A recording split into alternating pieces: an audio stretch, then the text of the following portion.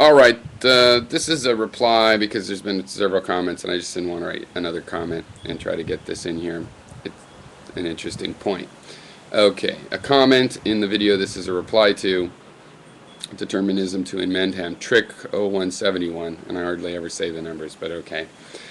I said, please try to understand my position that there's no such thing as an a-causal event any more than there is a fully determined event.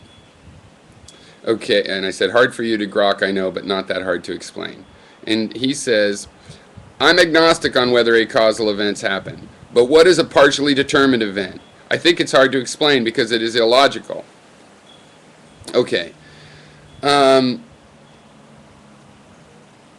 He goes on to say he's writing a book on this topic.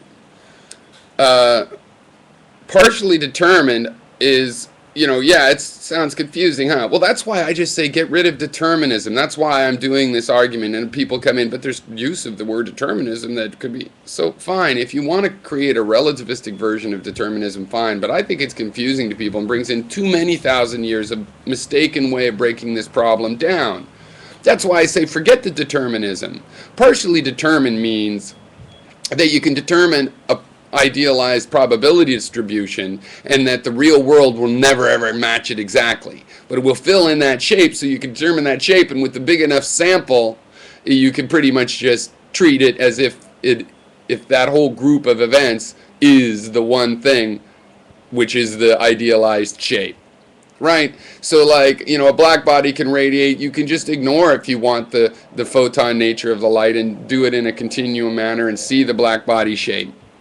It's partially determined in that it fills in a pattern, but not exactly. So it's kind of determined by that probabilistic distribution because it fits it so well, and yet it's not fully determined by it because it doesn't fit it fully. That's how.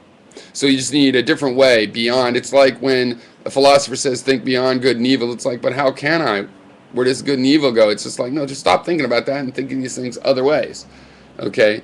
Now you might not want to. Maybe there's good reasons not to. These are just dichotomies that are like programs for the wetware kind of computer that the mind is. And determinism, you either need to figure out a sensible relativistic definition, or just get rid of it and talk about probability, and don't talk about randomness. Don't talk random and determined. Talk about probabilistic, low probability and high probability. Okay. Cheers.